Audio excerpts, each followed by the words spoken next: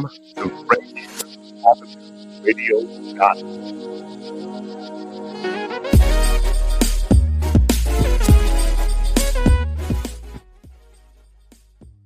This is your community electric connection. See, Daniel, can I get a little more volume in my headphones? All right. No, not yet. Not yet. There, I didn't. No, that's not it either. Let's see. That's a little better. A little more. Okay. All right. Here we go. This is your community election connection. This is something that we actually began back in June, to be honest with you, as we were preparing for the mayoral candidate forum, which had ultimately 7 candidates at that time that were going to be narrowed down to 2, 7 folks who had chosen to run for the office of mayor. We held a mayoral candidate debate at the Columbia City Theater. That got narrowed down to 2. Those 2, this was following the primary, were current mayor Bruce Harrell and candidate Katie Wilson, who actually came out in the lead. I think it was 50% to 41% at the primary. Well, after the elections were all certified, I think it was either August 22nd or August 19th, one of those days, we immediately got busy here at Rainier Avenue Radio, contacting all of the final 2 candidates to get them scheduled for debates, interviews, to share more information with you about who they were, what their platforms were, and make sure that you could ask questions, have questions answered, to hold these county candidates accountable when they were elected. One of those 2 were going to be and are going to be elected tonight. This is it. This is the final day for you to turn in your ballot. You have until 8 o'clock to do it. And we are at King County Elections. That's right. We're at King County Elections, broadcasting live. We're going to give you a tour of this facility where the ballots are actually being counted. We're going to take you behind the scenes. We'll show you where the ballots that come in from the mail go, where they come to, who they come to, what happens during that process. We'll take you to where the ballots that come in via the ballot boxes go to. Those come in a different place. What happens with those ballots? We're going to take you to the sorting section where the ballots are actually sorted. They're going to be opened. They'll be checked for IDs. For signatures. Those signatures will be checked and matched. Then they're going to go through a big machine where they're going to be counted. We're going to take you to every step of the way so that you can see the transparency that goes on right here at our King County Elections. Once again, it's me, Tony B., and this is Rainier Avenue Radio with you during this ballot season. Today's a big day for our region. You know what I'm going to do, Mr. Bellis? I'm going to change headphones. Let's see what we got going on here.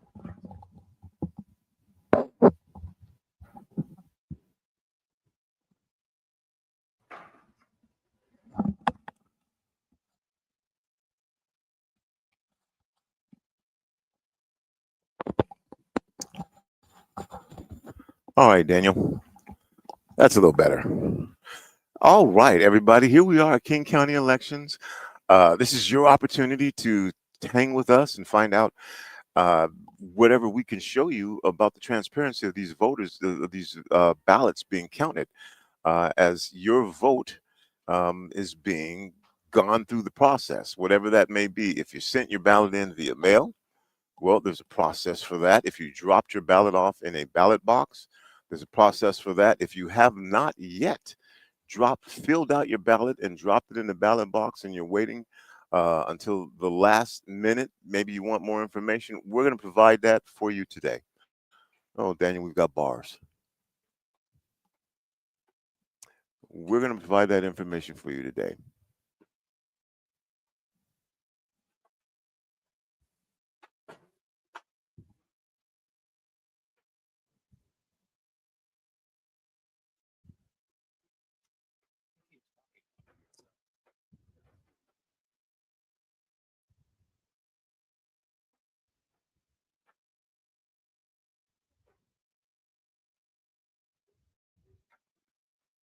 Once again, we are live here at King County elections.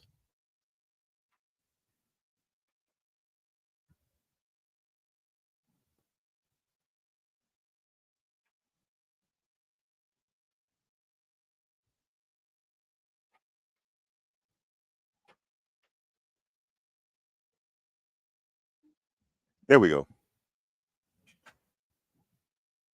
We're back with you. And yeah, just settle in with us. And eventually, we're going to take you on a tour of this facility and show you what's going on in here that I've actually had a chance to see. Thanks for tuning in. Again, as I mentioned before, this is a big day for our region. King County ballots are being returned. Drop boxes are still accepting your voice, and the decisions that we make here will shape our schools, our neighborhoods, our city, our county government for years to come.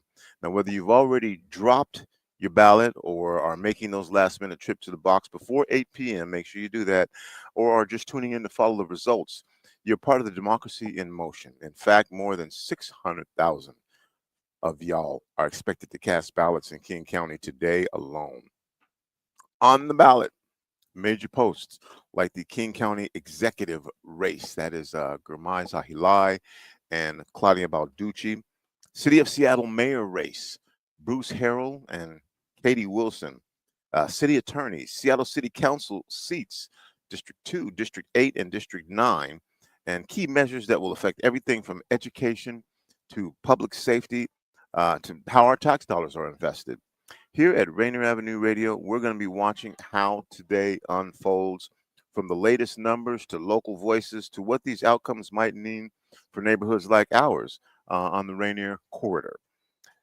We'll dig beneath the headlines, talk about why it matters here in South Seattle and why your vote does carry weight. So, whether you're listening from Columbia City, Hillman City, the Central District, or from anywhere in King County, stay with us. We'll bring you updates, insights, community voices, and what to look out for as the evening progresses. So, um, the major races, we did a debate. Our first debate was the Council 9 debate. And by the way, our community election connection has been powered by the Urban League of Metropolitan Seattle. We also featured a 4-part series on police accountability that was sponsored by the Community Police Commission, the CPC. We did 4 shows on police accountability, 3 of them on specific subjects, which we kind of narrowed down to how we're going to cover this. There's so much to cover. We talked about the consent decree. If you recently saw Sean Barnes, the police chief, discussing what was going to happen about someone who was shot by police and I believe died as a result of that, how that was going to be handled. So at a certain point in time, I think it was 2015, the Seattle Police Department oversight was being handled by the federal government just because of a number of different things that had happened. And the one particular issue, a Native American gentleman was shot and killed. That was, I guess you could say, the straw that broke the camel's back and led to federal oversight of the Seattle Police Department. And well, this thing that was called the consent decree also was the creation of 3 different agencies, the Community Police Commission being one of them. And on September 3rd, a judge ruled that the consent decree was no longer going to be in place. Community Police Commission was okay with that. The current federal administration was okay with that. Ultimately, what that meant is that there was no longer any oversight of the Seattle Police Department. What was going to be the impact of that? What is the impact of that? Well, we're seeing that now. If you watch that, Sean Barnes talked about the fact that there was no longer a consent decree, and so they were going to have an independent group come in to investigate what had happened and talk about the results that they find in that independent investigation rather than the Seattle Police Department doing an internal investigation, which I'm sure that they will probably do anyways. We also had a conversation about chronic nuisance. What is chronic nuisance? Well, from my memory, chronic nuisance was something that was started to get control of nightclubs at what they called let out. So after clubs let out at 2 o'clock in the morning, everybody didn't go home. There was trouble, there was some fighting, some businesses may have been broken into. And so There was this thing called the chronic nuisance was essentially put in place to um, get the nightclubs to, I guess, do more following let out. And the fines were substantial. Well, chronic nuisance is not just about the nightclubs. At some point, it evolved into your home residence as well. Yeah, that's right, your home. Your home could be considered a chronic nuisance for a number of different reasons. Someone can just call up and say, they're making too much noise over there. So after you get three calls about being a chronic nuisance, you could be subject to a fine. That fine is $37,500 and then $750 a day until you resolve the issue that's supposed to um, that happened. Well, who do you go to resolve this issue? You go to the police chief. So we talked about chronic nuisance, what that looked like. We talked about surveillance. I think there are 57 cameras that were already in place that were used to surveil the community. Did you know that? How are these cameras being used? What were they being used for? Who has access to these cameras and this information? This was a pilot study. Well, recently, City Council and the mayor approved adding more cameras for surveillance. Did you know about that? What do you think about that? How do you feel about that? What's the oversight that goes into the surveillance that's happening? And do you, as a community, have any voice in this? Well, you do because you elect city council, you elect the mayor, you elect the folks who are making these decisions. Where, from what I've heard, bills, laws are being passed every couple of weeks. How often do we find out about this? Not generally very often. There isn't a lot of what I would call transparency in the fact that um, these are things that are being voted on by your city council. Now, you do put your trust in these city council members and the mayor and the King County executive when you vote for them to make these types of decisions. But you can still hold them accountable. And if you want more information, more transparency, well, then ask for it. See what you get. Today, we are here at King County Elections. And yeah, we're going to be taking you on a tour. We're going to take you on a tour and show you where the votes first come in when you mail them in and what that process looks like from the moment that they get opened and someone tears into an envelope and takes out that ballot. And then what happens next? The ballots eventually get screened for signatures. Now, if you put your ballot in the U.S. mail, that's what happens. If you put your ballot in the ballot box, it goes to a whole entirely different section.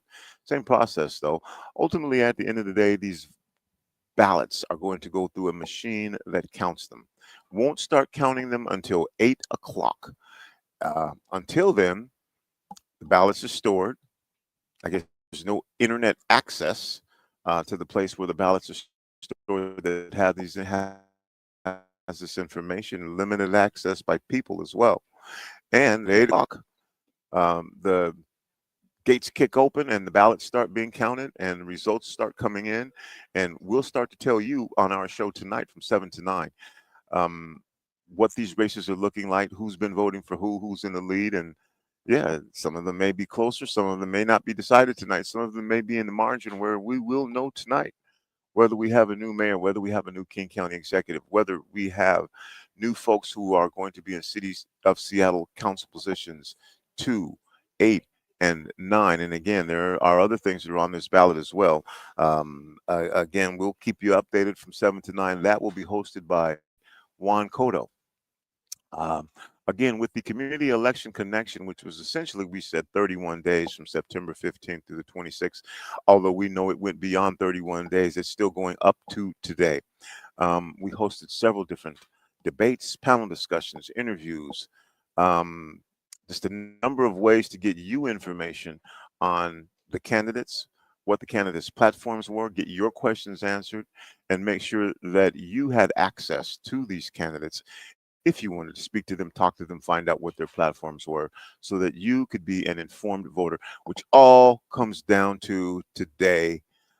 This is it. This is the final day. You could have obviously sent your ballot in earlier, but if you have waited until today, I remember a time when you used to have to vote. You did it all on one day. Well, now Washington State is completely mail in. So all the ballots are mailed in, and we're here to say, hey, this is the transparency that comes along with this mail-in process. As you know, there have been on a national level accusations of fraud, most of which were proven to not be true.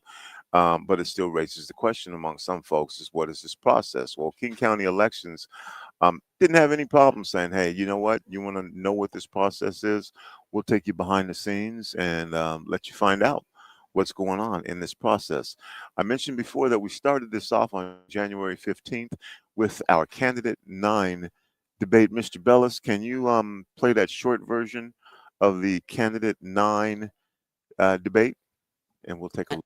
A few things. They want to be clear that their government is focused on local issues of affordability, safety, housing. I think as I talk to people and share the message around my vision for that, that definitely resonates. So I think that's one thing I take from that election. I took the primary results very seriously and with humility. I'm not taking the primary results as a done deal, but I am learning from them to find out what really resonates with people. And yeah, the stranger just released an article maybe an hour before we walked into here today that it's not the community, it's consultants who are advising you to point me as somebody who is inexperienced, which I am not, consultants who are telling you to step up your rhetoric on defending against Trump, not your actions on defending against Trump. So it's really hard for me to take that as a genuine comment about listening to voters when it's clear that it is not listening to voters. It's a pivot that's designed to change your image in the general election. Well, it's unfortunate that we have to talk about consultants because we both have consultants. There was an article in the paper about your consultant's access to insider information that's policy oriented, and he's, representing many different clients, including you and the mayor. So let's just talk about what we are actually saying, because consultants give advice, but we don't necessarily follow it. At least I don't. I filter what I'm told through the lens of what I'm hearing and where my heart is. All right. Well, that was a clip of the Council 9 position debate. I see Julie Wise, Executive Director of King County Elections, who we had on the show as well, and had a great discussion about a lot of the issues and concerns of voter fraud. And then we talked about the process of what happens when you do vote, and what happens with those ballots, and what you can do to ensure that your ballot gets counted. So we'll be talking to Julie for sure at one point.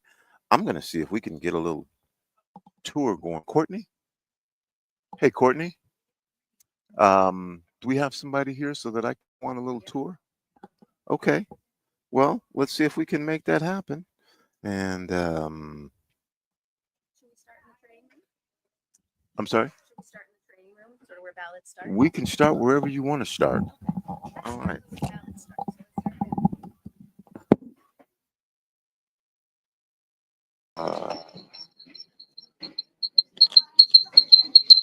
I think I do.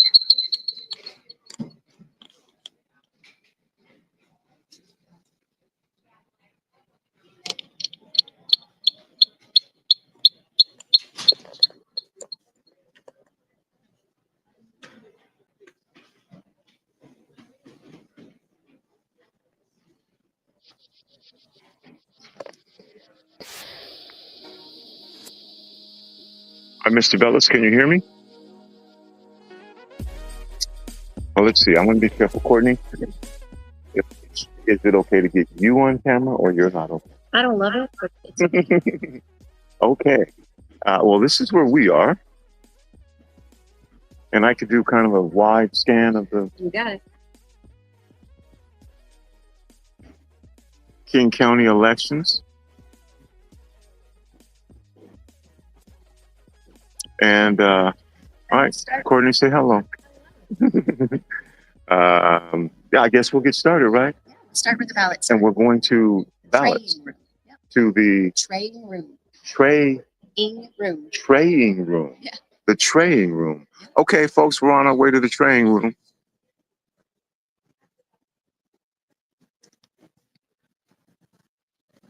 And there's an area over there that says secure storage, and What is that area, Courtney? That is where the ballots are held, when they are not actively being processed. This is where the ballots are being held when they're not actively being processed. So the moment the ballots start coming in, this is where they're stored. Yep. If they don't go right to the process, they go in here. All right. They don't go right to the process. They go right here. Uh, okay. Again, you are listening to Rainier Avenue Radio. We're broadcasting live from King County elections. Again, we told you we'd take you behind the scenes, and we are not going to let you down. Thanks again to King County elections for allowing. And this is the, let's see, ballot drop box train. Okay, here we go. We are now in the training room. And so, Courtney, if you wouldn't mind, tell us what happens here in the training room. When ballots are delivered to a drop box, they end up in one of these bins. And you can see that they're in a little bit of disarray. So before they can get started on the process, they need to be organized. I'll show you what it looks like when they're organized. All right, we are in the training room. And this is real time. This is happening right now. So here, they're just going through those disarrayed ballots and making them ready to go through our sort machine. So what happens? Do they just pull them out of here, out of these Right here. out of these carts, and just pull them out and then start doing this? Exactly. Okay.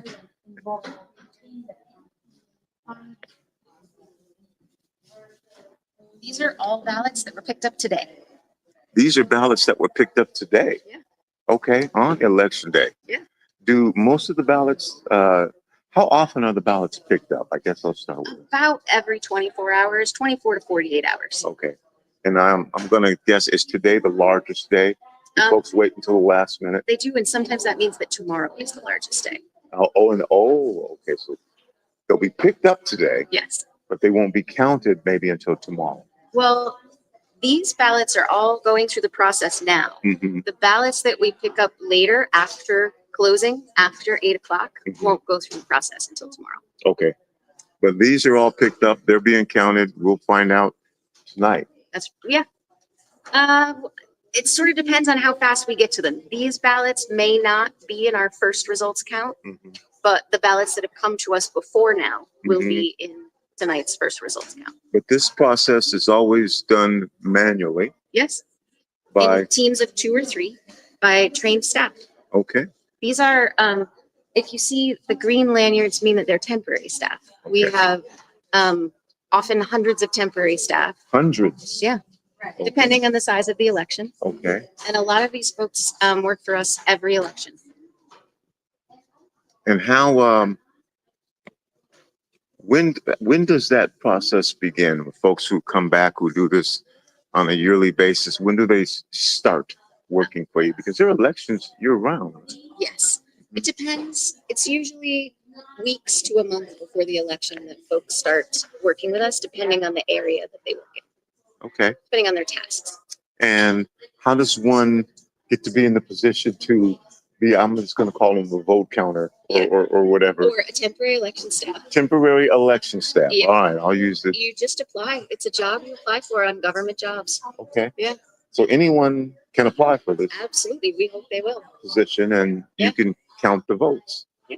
All right. And this is the training room, and these are all ballots, including these ballots. Can I film this right here? Yeah. So we don't want to show any signatures, Okay. but you'll see this is what it looks like when they finish training. Okay. So they go from disarray to Mhm. order, Mm-hmm. and these are ready to go through the sort machine, and we can go there and see if they're running the sort machine right now. Okay. So this is the training room, and this is where the ballots come. And these aren't machines; these are people. This is an AI.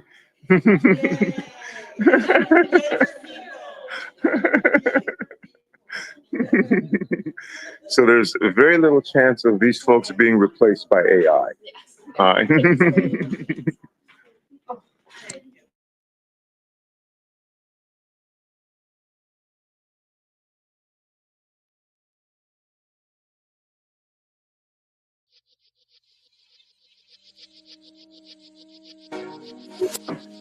Again, you're listening.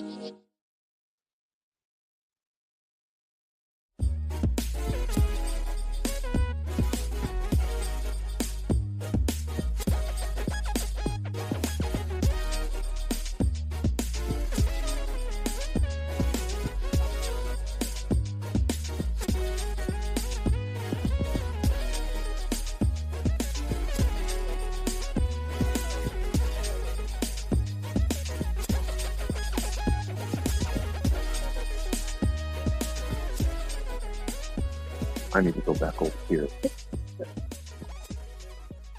Oh, there we go. Okay, we're back. Yeah, I guess that was just so again, these are, what is this called now? Alternative verification. Alternative verification. So if you're living outside of the country, Your ballot is processed here, or if you've just printed your ballot from online, you needed a replacement ballot and you printed it yourself, it's also processed here. Or okay, it now begins its process here. so what happens? How do you know that someone from out of the country, someone goes through it and looks and says, this came from out of the country, or this, so it's also sorted in that way? Yes. And where does that happen? So you can, if you are an overseas voter, you can mark in your information, your voter registration information, that you are out of the country and you would like to be processed as an overseas voter. Okay. All righty. And is this? Sounds like the sort machine is running. Oh, we're gonna go over to the sort machine, and this is where the machine. Oh, it is running. I hear it. Now these are ballots that are being counted. Is that right? Not yet. Okay, they're being sorted. They're being sorted. And what are they being sorted into? We get 2 passes through the sort machine. Okay. The first pass, they're taking images of the envelope so that we can see the signature, and our signature verification team can verify the signatures on every ballot. Okay. So it's kind of neat if you want to see here.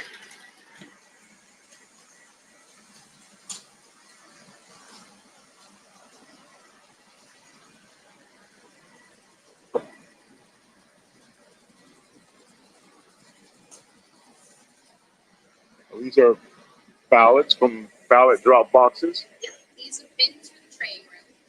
They've been to the traying room. They've been trayed. Which means they're ready. They're all organized so they can go to the machine here. And that's what's happening right now. So as you can see, this is an automated process. And you can see the ballots essentially being fed into this sorting machine. And once they go into this sorting machine, as you can see here, that's happening at a pretty rapid rate. There are little things sticking up that lets us know which drop box they were picked up in. So you also know which drop box they came from, which means you know which community they came from, wherever that was from. And how is this information retained? How do you know once the ballots go in through the sorting machine, you have some sort of record of where they came from? And where does that process? We may or may not. It's there for us if we need it. Okay. What the primary job of this is to make sure that we can match the signature with the ballot ID. Every ballot has a specific ID number. So we match your voter information with your ballot ID, and then we check your signature. So that is the main reason that any of this is happening right now. Okay. There are a lot of ballots. There's going to be a lot more. There are. We hope so. I hope there'll be lots and lots more. And again, someone who applied for this A position. Yeah, he's been with us for quite a long time. Yeah. Now, are these are temporary jobs, but when you get hired to do this, is this an 8-hour-a-day job? Sometimes longer. Sometimes longer. Yeah. Okay. Depending on the size of the election, some days are longer, some days are shorter. Sometimes you stay with us for more days if it's a bigger election, and sometimes if it's a smaller election, the work is done sooner. Okay. So what if I was going to get really in your Kool-Aid and say, how much do you get paid to do this? Everybody gets paid a different amount, but I think the starting wage is around $26 an hour. $26 an hour. Okay. Well, if you're looking for employment, next year is a midterm election, which should be a Absolutely. larger Yep. Participatory election. We at would least from project what we know about higher these turnout. things. Yeah. There'll be a higher turnout, and you may be hiring more folks. Absolutely. All right. Well, there you go. For those of you who are saying, what am I going to do? Because if you've been laid off, Yeah. maybe you could look at working for King County elections and county votes. We have a February election. Keep an eye out on government jobs. Okay. Yep. All right. Okay. So what's the next step that we do here? We're going to, because I saw this machine. It seems like it has stopped. No, it's still going. Yeah. Can I get up there? Yeah, you can go right in. Again, just being thoughtful about signatures. Okay. It looks like it's stopped. They're just paused for a second. So it goes through here. Now this was just running. I'm going to hang out here for a second and find out if I can show you the process of what happens with these ballots when they come through here.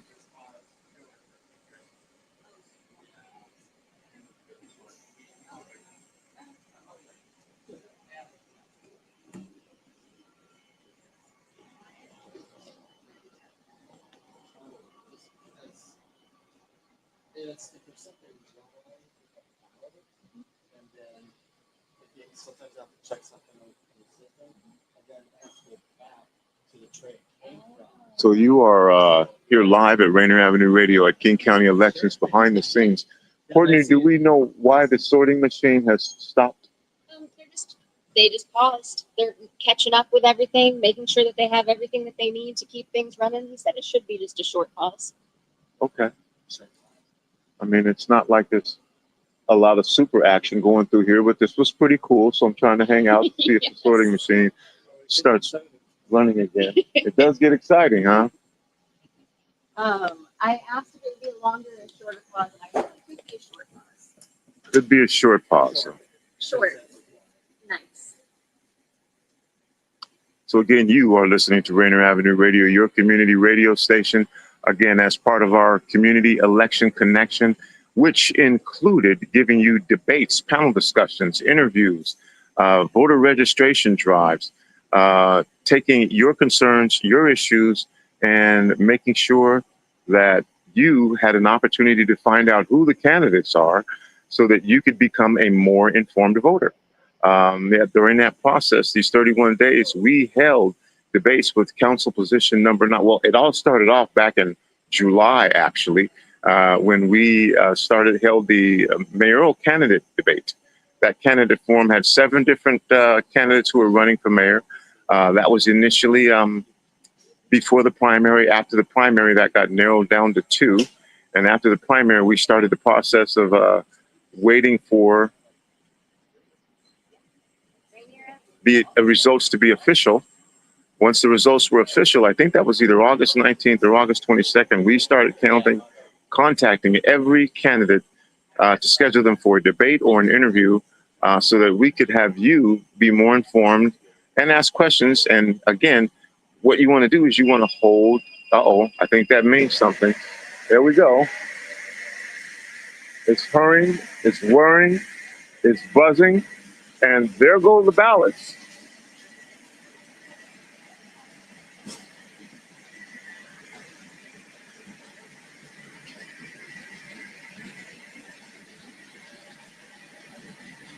And as you can see,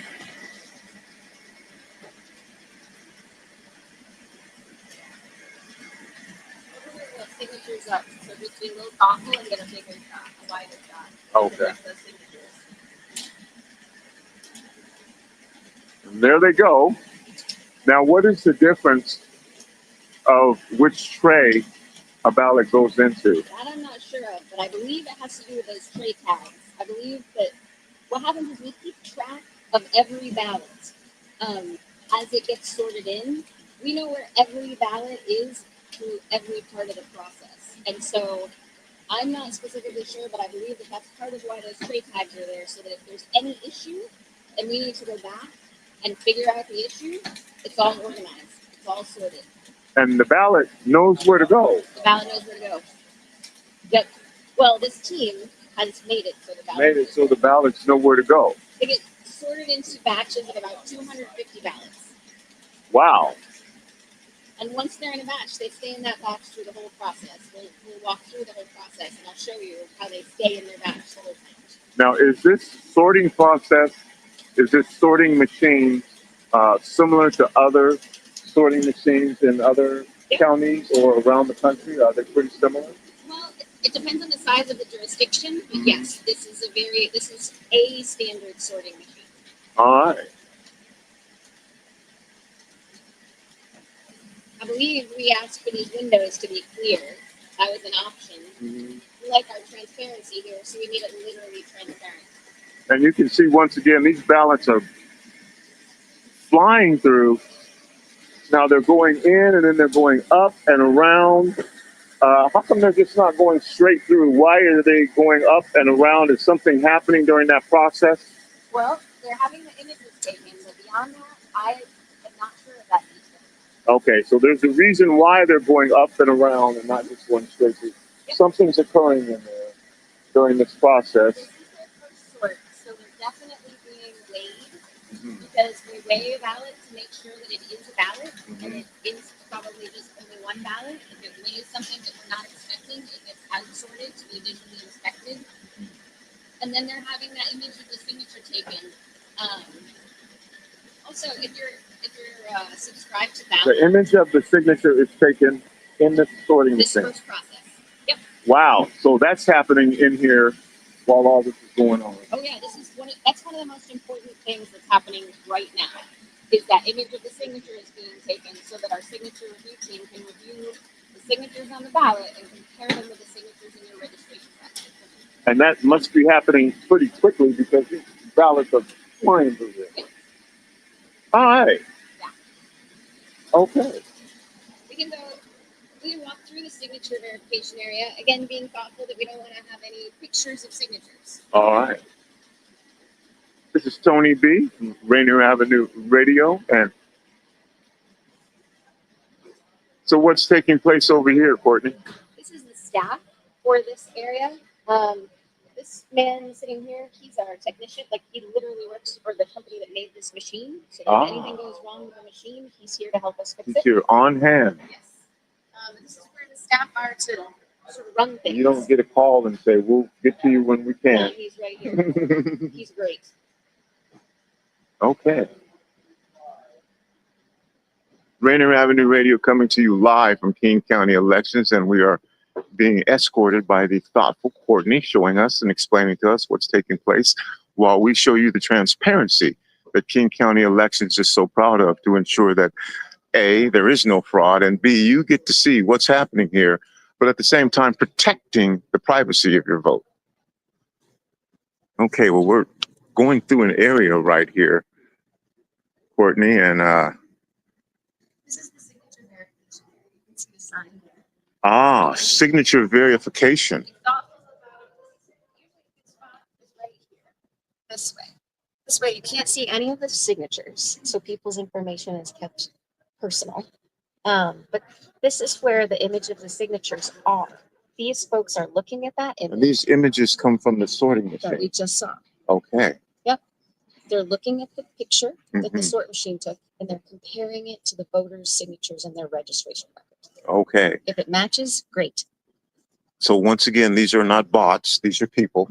Every signature is verified by a person. And so again, this is not something that now is artificial intelligence is being infused to. This process There is no remains yes. the same. We're humans. Now, that does allow for the potential of human error So as well. it does. Our team is trained by the Washington State Patrol, and they also go through anti-bias training. Mhm. I was doing a tour with one of my colleagues the other day, and I heard that the test they've done on AI for this task itself Mhm. gets about 85% accurate results. Okay. Our signature verifiers their verification accuracy is something like 98%. 98%. Yeah. All right, go humans. So far we're doing better. All right. I haven't verified that, but I heard it from my colleagues, so I All right. trust. Well, maybe we can verify that. That'd be great. We'll use AI to do that. No, I'm just kidding. Okay.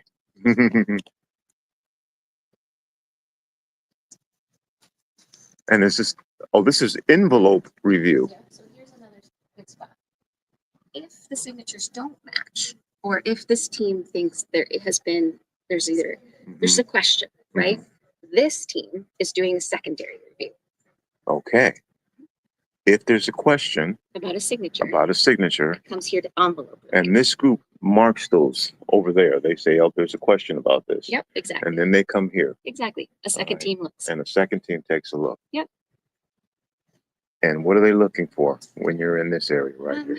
They're looking to see whether these guys who had a question about it were Mhm. right or wrong. Okay. Does the signature actually match, or do we need to reach out to the voter and say, hey, something looks weird. Is this you? Did your Mhm. signature change? Mhm. And so this is where if you've ever gotten a signature challenge letter, it's because this team thinks there's a question. Okay, that was going to be my next question. Yep. At this point, they don't just get discarded No, if there's a not at all. question about the signature. Yeah. There's a process that happens to make sure that they are who they say they are, Yep. if the signature is valid or if the signature is incorrect. Yeah. So when they leave this area, Mhm. if the secondary group says, this checks out, it's okay. Yeah. Then where do they go? They go back to the sort machine They for go a back to second the sort pass. machine for a second pass.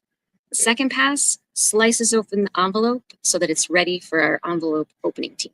Okay. And we can go there next if you'd like. If they're disapproved, If they're challenged. challenged for some reason. Yep. We reach out to every voter who has a signature challenge. We reach out by mail to everyone. And if we have your email and your phone, we'll also email and call you. Okay.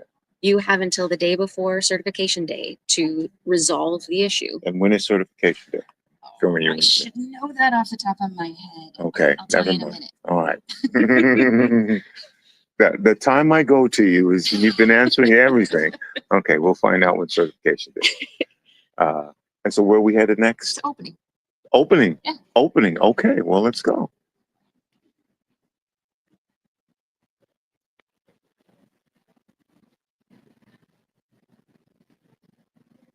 Hello? Oh, I'm not supposed to talk to people. She's all right. She's our ballot processing manager. Hey, your ballot? She's happy to see you. What did you say that title was? She's our ballot processing manager. Ballot processing manager. She oversees everything on this board. Everything on this floor. Oh, I want to talk to that person. I think so too. She's busy. Okay. Happy you're here on the process. Okay. There's the Rainier Avenue Radio Station. There's Daniel Bellis. Daniel, how we doing? Okay. Now we're going to opening. This is opening. Okay. Where can I go? How far can I go? You know what?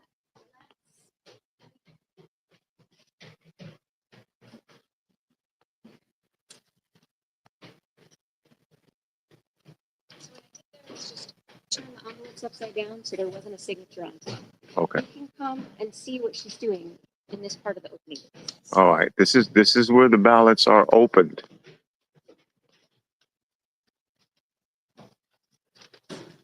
Now, are these all ballots or are these Every single ballot. so ballot box or Yes. United States mail? Yep. This is where they're all opened. Every single one by a person.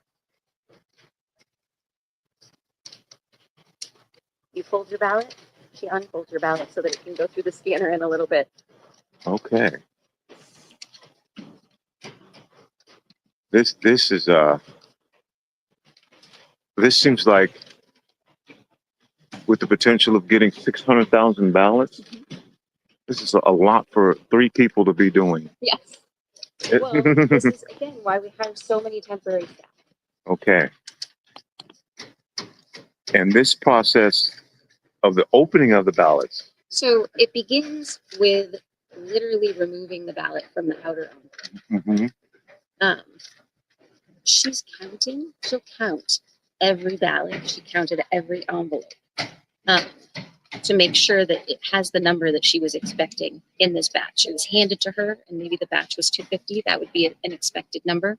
So she's going to count and make sure that everything she counts also has 250. All right. But so the first thing she did was remove the ballot from the envelope. And then the second thing she did was take the ballot from its security sleeve. And you can see, I can show you, not yet. Sometimes people wonder why we have these holes. I wondered that. Well, now we know that there's nothing left in those envelopes. Oh, okay. She hasn't missed anything. And she knows she hasn't missed anything because she's put her zip tie through it. So that's the answer to that question, why the hole is in there. Yeah. And all of the conspiracy theories That's the answer. don't mean any, it's to what again? The hole is in the ballot because Now we know that there's nothing left in that envelope. We have removed every ballot from every envelope. and you keep the envelopes. Yep. For a prescribed time, we have records retention laws that guide every election. Okay, and you stick this little thing through there, Yep, zip tie. just the zip tie, and that's it. That's why the hole's there. That's why the whole Oh, thing. that's not fun. I thought it was more than that. Okay, well,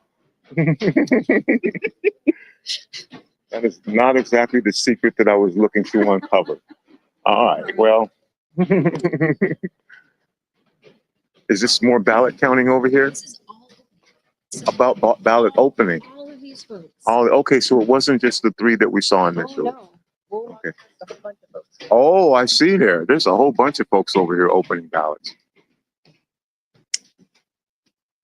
And all doing the same thing. All doing the same thing. Okay. Yeah, we don't want to get too close with this person right here. We don't want to get close because of the signatures. Yep. But what she's doing right now is taking the ballots out of the envelope. And so this is where Okay, that's. I'll try not to get too close, but that's actually what happens. So your ballot comes in, and a human takes it out, stacks it, counts it counts it. just to make sure that her batch, if it's at 250, she has counted 250 ballots. All right. She can account for every ballot that was handed to her Okay. and every envelope. And this is where your identity is separated from your ballot. Ah. So you saw with the first person that all the envelopes were already in the bin before she was even unfolding the ballots. Yeah. So once that process happens, we don't connect that signature with your vote. Your vote is private. Okay. But you do know if someone voted or not. We do.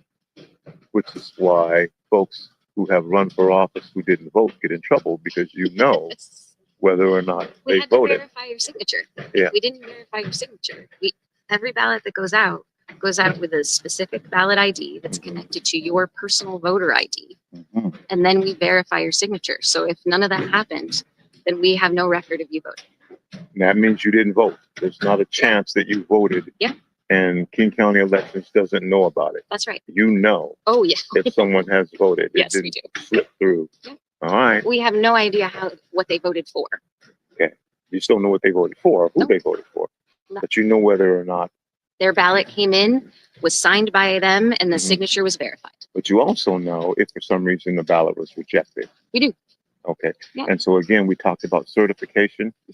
If you get I'm going to look that up. Okay. While we walk, I'll look it up Okay. because it's gone from my brain. But if you get a signature challenge letter, return it by certification day. Okay. It's on our Instagram, actually. Let me see. I'll look at our Instagram. Okay. I'll just kind of scan what's going on here. Again, you are with Rainier Avenue Radio. If you are following us on one of our social media, you are also seeing, along with hearing, the behind the scenes broadcast that we have right now, showing you, again, the transparency that King County Elections goes through to ensure that there is no fraud. And You have until November 24th to No- resolve your signature. all right. You have until November 24th to resolve your signature issue You- if you've received a signature challenge letter from us. If you've received a signature challenge letter or email, Respond to that letter mm-hmm. by November 24th. All right. There we go. And then your vote will count. Yeah. Maybe. I mean, If you can resolve If you can resolve the issue. 100%. You can't resolve the issue, Then we'll keep talking to you so we can figure out what the issue is. and that could extend beyond the 24th. No. About 24th. So 24th. if you're worried, get it back to us earlier. Okay. If you're concerned, don't wait Don't until the 24th, because you might, 24th is the cutoff. that's the cutoff. All right. Thank you, Courtney. Hope you don't feel like you were in the hot seat, even though the seat was a little hot. Just a little.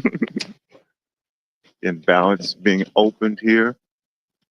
Now, is this something that just started today? No. The, It starts as soon as we start getting as ballots. soon as you start getting ballots in. Yep. So if you want your results to show up at 8 o'clock on election night, Mhm. return your ballot. Okay. And then they go to that area once they're here where we saw where they're securely stored. Is that correct? Yeah. I mean, we start processing as soon as we have enough ballots to process. Okay. So people start in the traying room, Okay. lining up the ballots. Mhm. People start in the sort room, running those ballots through the sort machine. And people start here opening the ballots. This process right here, she's looking to make sure that there's no like breakfast on the ballot. Sometimes people, it's a little messy. She's Mhm. making sure that the scanner, which we'll see soon, will be able to read this ballot. Okay.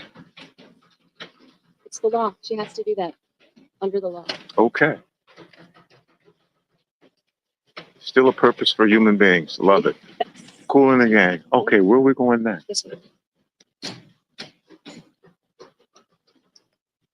This is Tony B, and you are live on Rainier Avenue Radio. We're at King County Elections, and can I show this gentleman right here? Yeah. I was told he has some big shot job. He's our opening supervisor. Opening supervisor. Maybe he's counting, but when he's done, he may be able to give us a little. He may be able to chat for a He second. may be able to chat when he's done, but we're not going to disturb him because he's counting. Yeah. Is that an okay to chat? Yeah, just Oh, okay.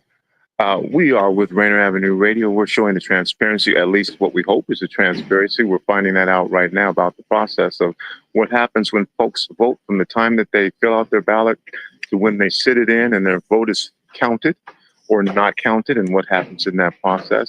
And so can you share with us what your position is and what you do in your position? My name is Miller. Process release, specifically opening.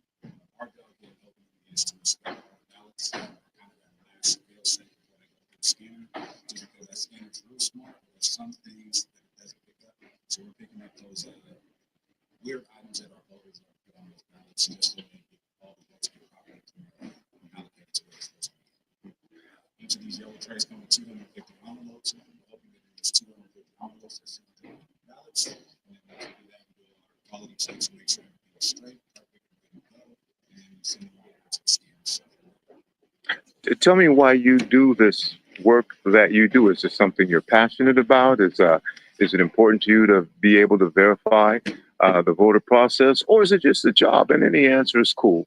It is a job, but it is something that even since as a young kid, I mean, the 2000 election with the hanging chance down in Florida. So politics has always been kind of part of my life. Mhm. When I went to high school at Franklin High, I was in the public service. Wait a minute, Academy. Franklin Quakers? Franklin Quaker. All right, right on. So we went down to Olympia, got to see legislation and all that going on. Quickly decided that that wasn't for me. And then back in 2022, I kind of stumbled onto this job. And once I got in the building, I knew this is where I wanted to be at. We do great work here. I'm still part of the democracy process. And now I'm upholding democracy and making sure everything's taken care of. So there's no ifs, ands, or buts when those naysayers like to say otherwise. We're here to prove them wrong and with the work we do here. Now, there is more than one vote a year, Yes. and you do the same thing for every vote that takes place over the course of a year. So we have this year we've had 4 elections. Last year we had 5. My process is the same every year. Every election we open the ballots and expect it. Sometimes I have a crew like I do over here of 30 folks. Last year in the presidential I had over 100. And then there's sometimes where us Great Lanyard, our leads here, administer the election ourselves. And it's a very small election. So we get to learn different parts of the group. Normally I'm only an opening, but in those smaller elections I get to go over and scan some ballots. I get to go do some signature verification. just keeping our skills up to par. What would you say to someone who says, you know what, I want to be part of this process. I want to be involved in this. I maybe have had a similar experience that you've had and want to ensure that every vote counts, every vote matters. What can you do? How do you prepare yourself to do something like this? Well, we have openings, each election. The Green Line is very listed to every election that's possible. So that's one way to get it. Just another way to do it is just voice heard. Sometimes it's not to me.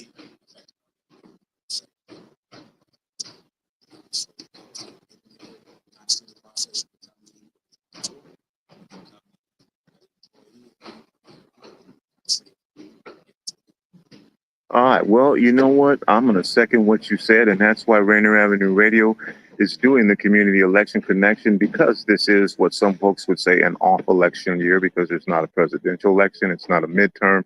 However, there are a number of significant races that impact our community. If you're talking King County Executive, City of Seattle Mayor, other city council positions, this is what will determine the position, the education of a number of different things in our local communities. Right here. Well, thank you for what you do. And yeah, go Franklin. You know, Coming back, baby. That's all. We're coming back. We're coming for you, B. We're not this year, though. We coming. you know, we had a decent year in football this year. See that. We had a decent year in football year. That's all we can ask for. It's better than when I was here. I was playing 4A, kind of getting beat up by the wooden bills and red bills. So I'm glad to see them come back in the city. All right. Yeah, a little shameless self-promotion for Franklin High School. Well, keep it up. Appreciate it, man. Okay.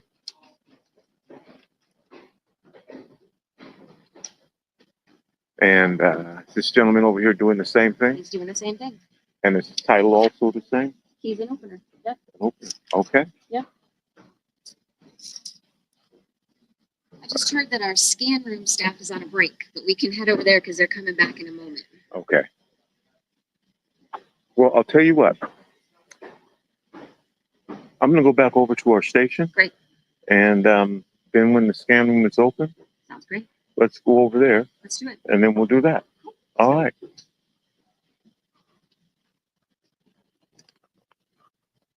You're listening to Rainier Avenue Radio. It is me, your host, Tony B. Go Quakers. And you know, we hear that Bulldog stuff all the time. So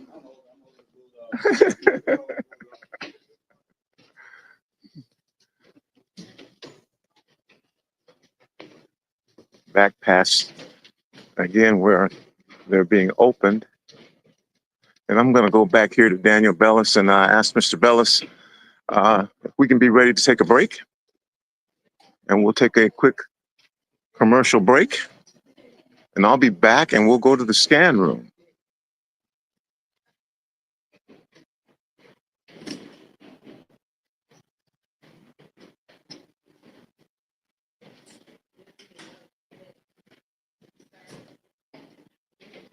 Live from King County elections. We good, Daniel? Yeah.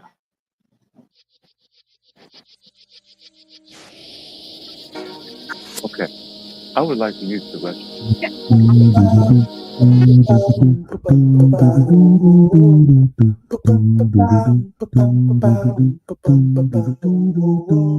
Rainier Avenue Radio, your community radio station will provide you with more information. Rainier Avenue Radio, your community radio station will provide you with more information. Rainier Avenue Radio. This is Rainier Avenue Radio.world. Rainier Avenue Radio.world is your 24/7 digital media hub. Tune in at Rainier Avenue Radio.world. Also find us on Facebook, Twitter, and TuneIn apps. There are everyday actions to help prevent the spread of respiratory diseases. Wash your hands. Avoid close contact with people who are sick. Avoid touching your eyes, nose, and mouth. Stay home when you are sick. Cover your cough or sneeze. Clean and disinfect frequently touched objects. For more information, visit kingcounty.gov. Rainier Avenue Radio is Seattle's best music, talk, and sports station. So I needed to check my kids' immunization records for their school. My doctor told me I could get them quickly online, but I couldn't figure out how. Thankfully, I could turn to Link to Care WA for help. With Link to Care WA, I was able to learn how to use online health portals, use telehealth to talk to my doctor virtually, and even apply for jobs online. I called their free hotline and got help from a real person. Call Link to Care WA at 866-757-1832 or visit linktocarewa.org. Tune in to Real Estate and Money every Tuesday afternoon from 2:30 to 3 here on Rainier Avenue Radio.world. Join your hosts Violetta Strash with John L. Scott Kent North and Tina Lombard with Guaranteed Rate Affinity. They'll help you navigate the waters of our volatile real estate market and offer you some guidance on how to make your hard-earned money work to make your dreams come true. Learn about current trends, get tips on financial matters, and have fun, interactive discussions about your home inside and out. That's Real Estate and Money. This is a Rainier Avenue Radio message on fentanyl awareness in our communities. Sought out Percocet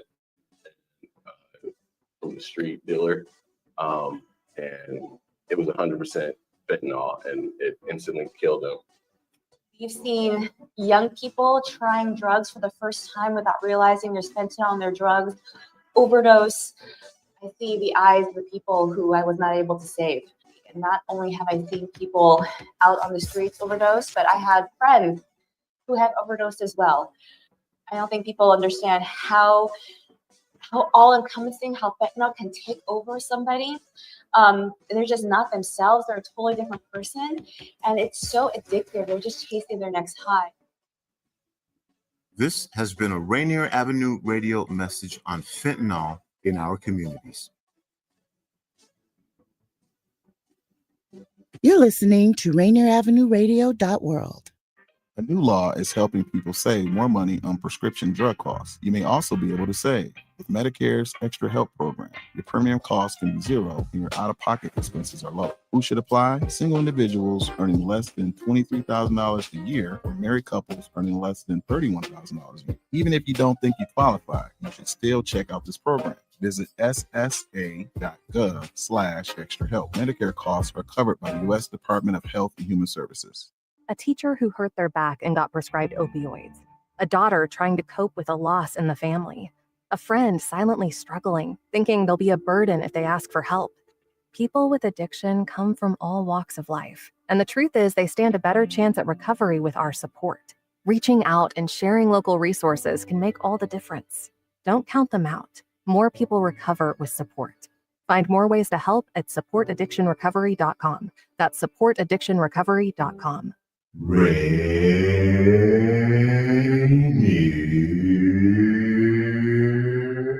Avenue Radio.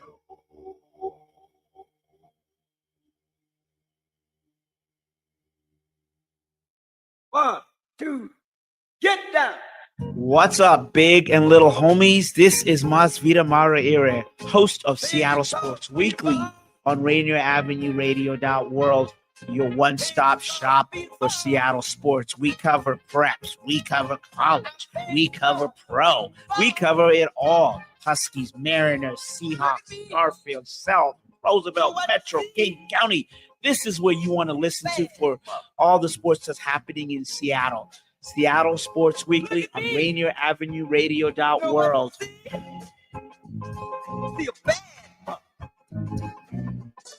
This is a Rainier Avenue Radio message on fentanyl awareness in our communities. And not only is it traumatic to the first responder community, but when someone does overdose in these areas, it's the whole community is traumatized. There's a lot of trauma that's absorbed by friends of people who experience overdose, and people who basically in the community absorb this.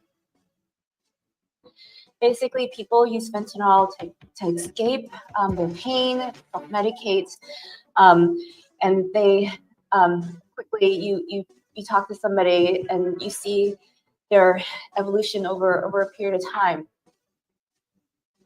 How do we make sure that community to be able to get the resources they need. This has been a Rainier Avenue Radio message on fentanyl in our communities. Generational wealth. Generational wealth. Generational wealth. What is generational wealth? We asked our communities, and this is what they had to say. To me, generational wealth means access to joy. Money doesn't buy happiness, but it can buy a lot of things that make it easier. I find that when your basic needs are met, it's a lot easier to work on other things. Like even for myself as an artist, like I'm not the best creative, I'm not the best artist when my basic needs aren't being met, and not having to worry about that for yourself, but also for the people closest to you, like your loved ones. To me, that's the beauty of generational wealth. To me, generational wealth is community. It's being able to talk to people and figure out what they need and help them. I feel like especially in Seattle, This campaign to create awareness to generational wealth is brought to you by the Department of Neighborhood's Generational Wealth Initiative, the Washington Housing Finance Commission, and Rainier Avenue Radio.world. Turn up your radio wherever you are. We about to bring it. Street Beat. Yeah. With Tony B. Tony B will give you a chance to tackle local and international issues that affect your community. Street Beat. Street Beat. Tony. So my doctor told me to go online to check my test results, but I didn't know how to do that. Thankfully, I could turn to Link to Care WA for help. With Link to Care WA, I was able to learn how to use online health portals, use telehealth to talk to my doctor virtually, and manage my prescriptions online. I called the hotline and spoke to a real person who taught me the skills I needed. Call Link to Care WA at 866-757-1832 or visit linktocarewa.org. Generational wealth. Generational wealth. Generational wealth. What is generational wealth? We asked our communities, and this is what they had to When say. I think about generational wealth, I think about history. I think about the history of exploitation, of what led us to today. Some people live a certain socioeconomic way, and the majority does not get to live in that same way. Perhaps they don't want to live that way. I don't know. Generational wealth has some really strong positives and some really strong negatives. At its best, it's ways that communities can grow, find security for themselves. It's a way to make sure that your children and their children and each generation thereafter has opportunities to find joy and growth and make a difference in the world. This campaign to create awareness to generational wealth is brought to you by the Department of Neighborhood's Generational Wealth Initiative, the Washington Housing Finance Commission, and Rainier Avenue Radio.world. I'm Paul Pearson, host of Star Time. And back in my day, when we wanted to hear the radio, we had to stick a couple of coat hangers on Grandpa's head so his cavity fillings could pick up an AM station. But it's the 21st century now, so whenever I want to hear Rainier Avenue Radio.world, I listen to it on the brand new Rainier Avenue Radio app on my Android or iPhone. Download it for free at the Google Play Store or the iPhone App Store, the Rainier Avenue Radio.world app. Một thông điệp chính thức từ Medicare. Với luật mới, quý vị có thể tiết kiệm được nhiều tiền hơn đối với các chi phí thuốc kê toa. Xem liệu quý vị có họ đủ điều kiện nhận trợ giúp bổ sung Extra Help của Medicare hay không. Quý vị nên tìm hiểu chương trình này. Truy cập ssa.gov/extra help. Chi phí được Bộ Y tế và các dịch vụ nhân sinh Hoa Kỳ trả. On Rainier Avenue Radio.world, look for the Change Your Food, Change Your Life show. I'm Dennis Weaver, your good food guide and host, helping you to feel good and look good, and who wouldn't want some of that? All that and more from the Change Your Food, Change Your Life show on Rainier Avenue Radio.world. Stories, songs, and guests. Begin living the organic good food life, and the rest of your life just may be the best of your life. What's up, baby? To your help. This is Brenda Charles Edwards, host of Seniors Matter. Join me every week to get information on activities and issues that impact the lives of older adults and their families. That's Seniors Matter every week on Rainier Avenue Radio. Speak up, Seattle. We are Rainier Avenue Radio.world, the station that cares. Welcome to the Fitness Corner. I'm your host, Mark Bryant, and you're going to get a whole total body workout on my show, starting off with a warm-up, aerobics, strength training, cool down, and stretching every Friday from 11:30 to 12 right here on Rainier Avenue Radio. Generational wealth. Generational wealth. Generational wealth. What is generational wealth? We asked our communities, and this is what they had to say. Once we change and improve the mindset around what Black wealth is and can be and show success along the journey, the longer term impacts will be huge. This is something that once we get there and at various places along the journey, we'll see that this is something that we could have done or could have begun a long time ago and simply managed to not yet find the trail. But once we do find the pathway, we'll be able to create something that no one will be able to take away from us, from our families, or our communities. And like I say, the impact will be huge. So we can either talk about it or get on with the task. My suggestion is that we hunker down, cinch up our belts, and get on This with it. campaign to create awareness to generational wealth is brought to you by the Department of Neighborhood's Generational Wealth Initiative, the Washington Housing Finance Commission, and Rainier Avenue Radio.world. Generational wealth. Generational wealth. Generational wealth. What is generational wealth? We asked our communities, and this is what they had to say. Generational wealth to me means to provide and establish wealth for generations to come, whether it be through real estate or through other equitable funding, stocks, bonds, but first of all, I think that general wealth starts with the securing property. And that's it. This campaign to create awareness to generational wealth is brought to you by the Department of Neighborhood's Generational Wealth Initiative, the Washington Housing Finance Commission, and Rainier Avenue Radio.world. Create your generational wealth for you and the future of your families. This is an important message about coronavirus. With coronavirus still spreading, those who are most likely to get seriously ill must take extra precautions. You are at a higher risk for getting seriously ill if you are over 65 or if you have any serious underlying medical conditions, like heart disease, chronic lung disease, like asthma, diabetes, or if you're undergoing cancer treatment. If you're at a higher risk for getting seriously ill, it's essential you take extra care to protect yourself. Stay home, avoid close contact with others, wash your hands frequently with soap and water for 20 seconds, disinfect frequently touched objects like doorknobs and light switches. The choices you make are critical, and their impact is significant. Generational wealth.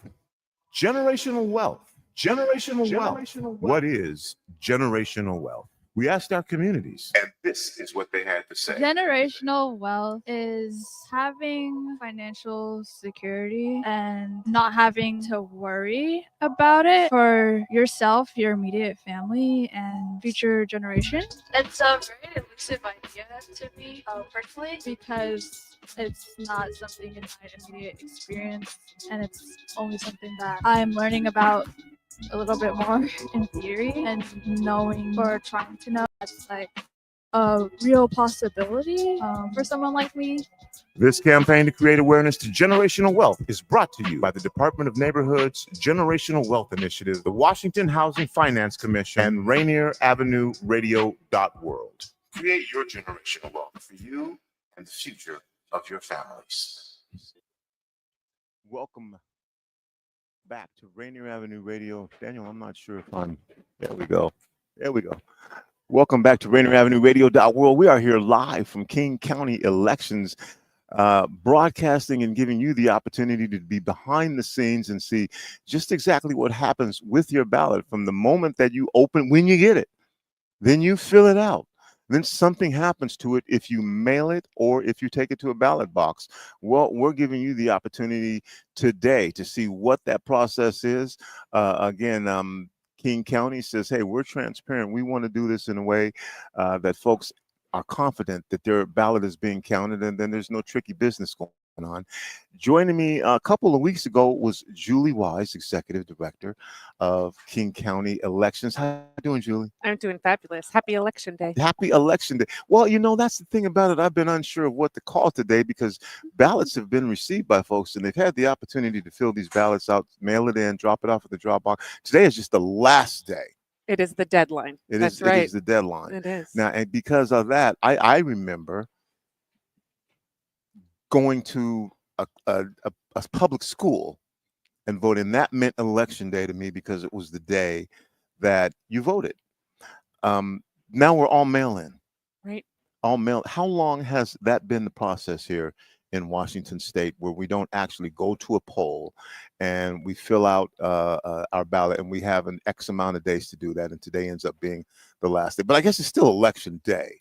But how long has this been a mail-in state? Since 2009, we've been an actual permanent absentee or vote by mail county. Mhm. And then Washington State, we had just one holdout a little bit to the south of us in Pierce County. So officially, Washington State actually went in 2011. Okay.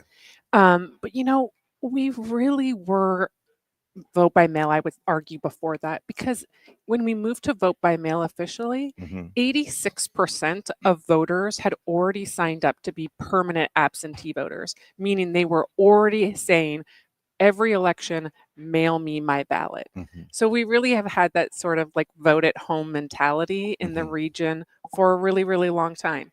All right.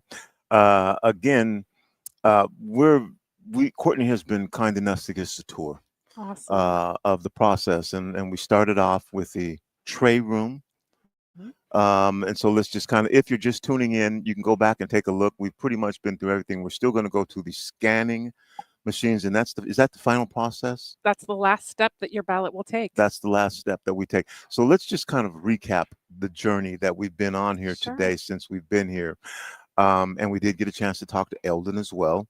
Awesome. So we started in the tray room. And tell us again what takes place in the tray room. And this is where ballots initially arrive. That's right. All of the ballots are going to be brought back from our 86 ballot drop boxes and the United States Postal Service.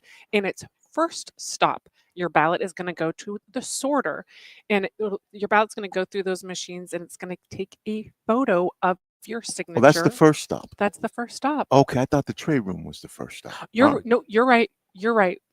If your ballot came back from a ballot drop-off location, one of those ballot boxes, it is going to go into the tray room where we're going to organize those ballots to prepare them for the sorter room. Oh, okay. So you're right. I'm sorry. You went into the tray room. So yes. Okay. So if it comes back through U.S. mail, it's going to go straight to the sorter machine that I was talking about. Straight to the sorter. Yeah. If it comes in through a ballot box, yes, it goes to the tray room. That's correct. Okay. And so let's start with the tray room again. Sure. So what happens in the tray room? The tray room, we're going to go ahead and empty those plastic containers that the ballots have been secured in, and their transport from each of those drop boxes back to the elections headquarters. And we'll get those ballots nice and organized to head on over to the sorter. Okay. Then when it gets to the sorter, which was pretty cool. That thing moves really quickly. The ballots go through there, but that's also a process where it verifies the signature. It's taking a photo of the signature so that we can go to the next step. Whizzing through there, taking a photo of the signature that quickly. That fast. Okay. Yeah. And then it also sorts them. It does. As well. Yeah. And it even scans in that barcode that's associated to us as a voter. Okay. So if you want to track your ballot, it's going to say, bam, it made it back to King County Elections. That's where it's doing that information at the sorter. So if you miss that, you can go back and you can watch the sorting machine. And I think I did a pretty good job of covering it and find out what happens to your ballot. And it happens pretty quickly with this machine and this technology.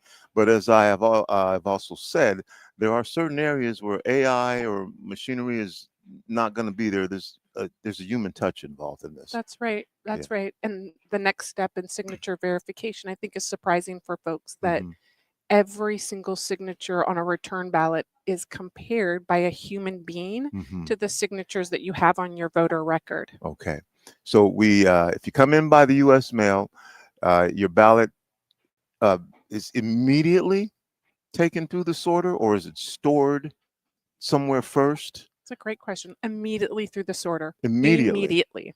Okay, immediately goes to the sorter. And then every day the ballot boxes, or almost every 24 hours, the ballot boxes are picked up and then brought in here. And then they immediately go to the tray room. That's correct. And that's where they are. That same process happens. Yes.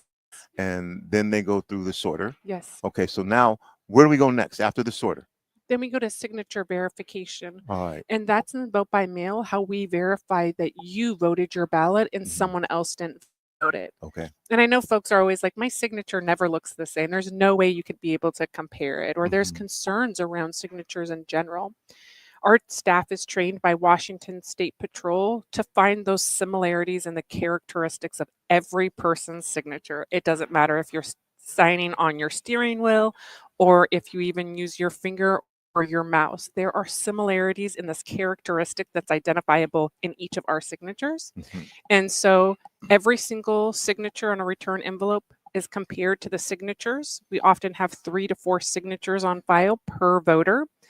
And a human being trains to be able to do this, verifies that signature, and that signature verification. If there's an issue with a person's signature, then we're going to call, email, and mail you through the United States Postal Service something that you can be able to cure that signature issue or resolve that signature issue. And we have 3 weeks after Election Day to get that fixed and be able to still count your ballot. So certification day is November 24th. Yes. But that's the end of certification process. If you don't get it resolved by then, that's right. Your vote, I'm not going to say may not count, doesn't count. That's correct. Is it that will correct? not count. Okay, so you're going to if there is an issue with the signature, is this something that is also identified by the machine, or is it exclusively something that is decided by the humans that verify the signatures? It's going to be humans. It will be Humans are humans. going to compare and verify. So the machine won't do that. The machine won't say, "Hey, this doesn't look right."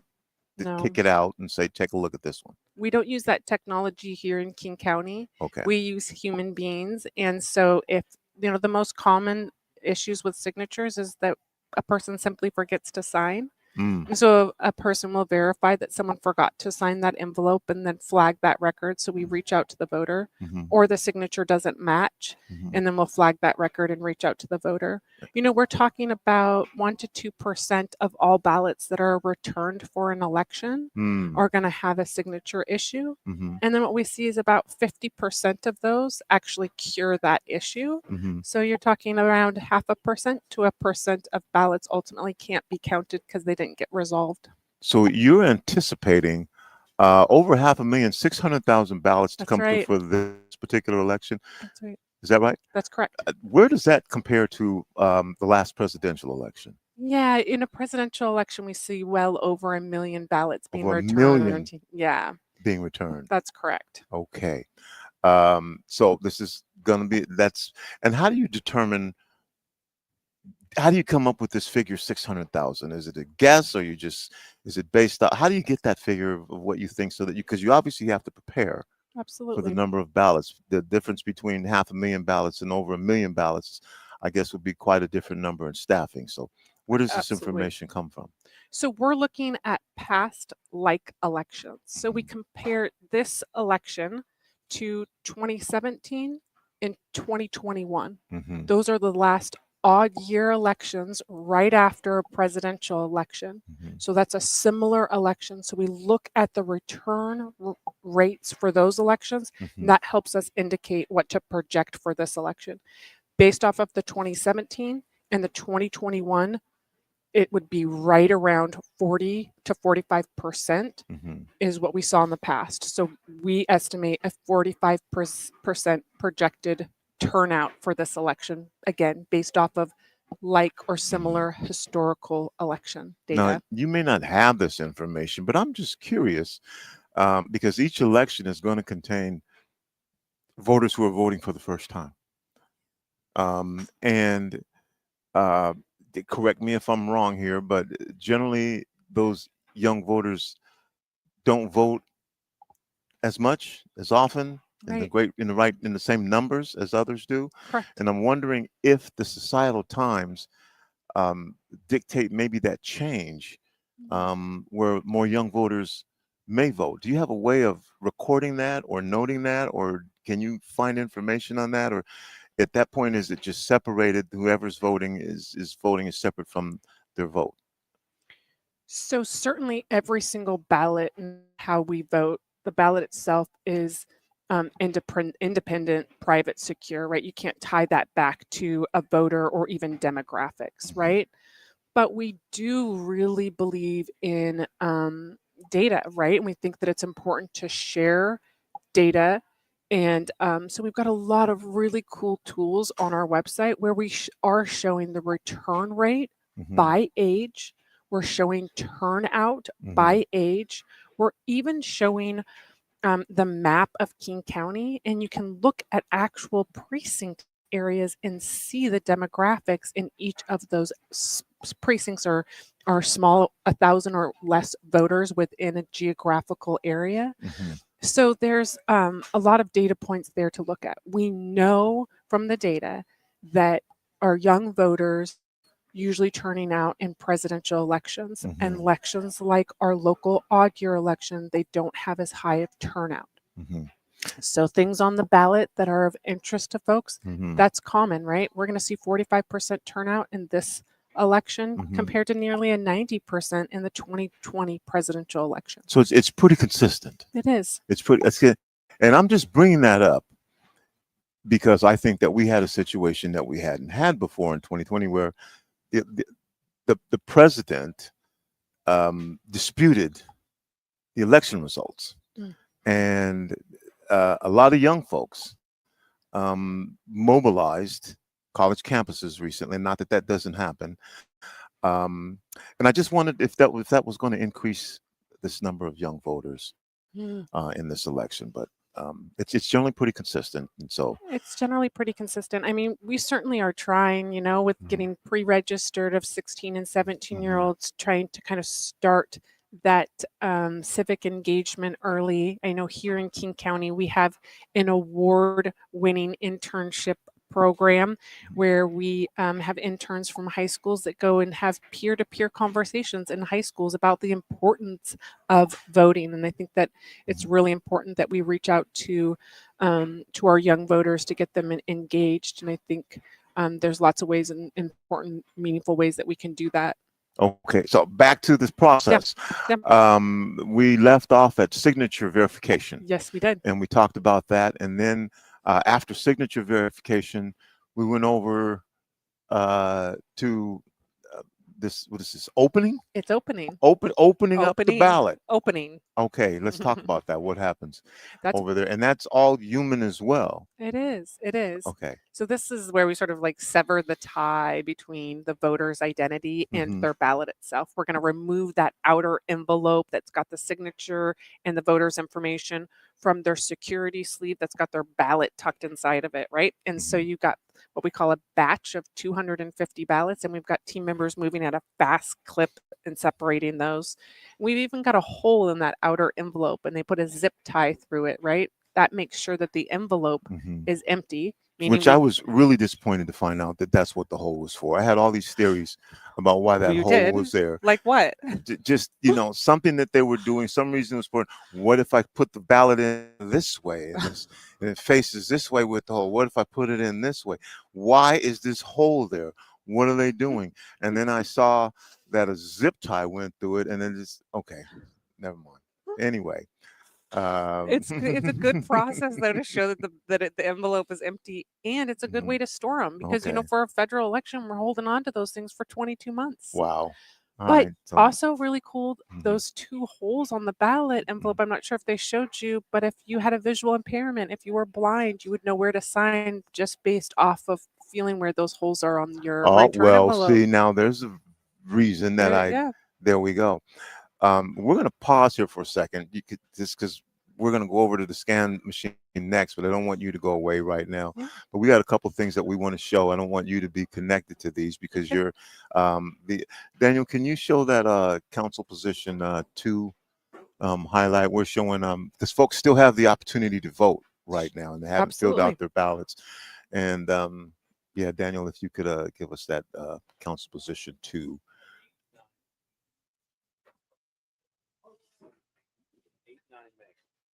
What's that? 8, 9, and Mayor. That's right. 8. Benefits need to be. We need to be paying attention to where the money's going and if their programs are actually working to help meet those ends. This Housing First experiment started with compassion. This thought that oh, we can give drug addicts an apartment and then they won't want to use drugs. But we're seeing that this isn't working. It's the old way to treat addiction. This is the way we used to treat addiction, is we would have people go to treatment using law enforcement to encourage them and then give them abstinence-based housing. She's creating a dependence and I'm creating independence. You know, the Roots to Roofs legislation, which will allow for some of our nonprofit community-led organizations to kind of build their first housing projects. This allows for us to really take up a meaningful anti-displacement measure for folks being able to house folks within their own communities. So we're talking. How dare you insinuate that I would not want families and people that are out of work not get housing? This giving apartments to drug addicts, free apartments to drug addicts, and let them continue using drugs is taking housing away. 30 seconds. Not my insinuation at all. I think what I'm trying to do is color this conversation and say that homelessness is really complex. We need a lot of different solutions. We need a lot of different approaches when we talk about homelessness, because there are many reasons someone can experience homelessness. We have family homelessness, and we also do have folks who are on the streets who are experiencing complex behavioral health challenges who also need separate solutions as well. Why don't you cue up that mayoral section? So I'm not going to ask you what you think about that, but as you can tell, our voters are faced with decisions that they have to make on differing opinions of these folks who are running for office.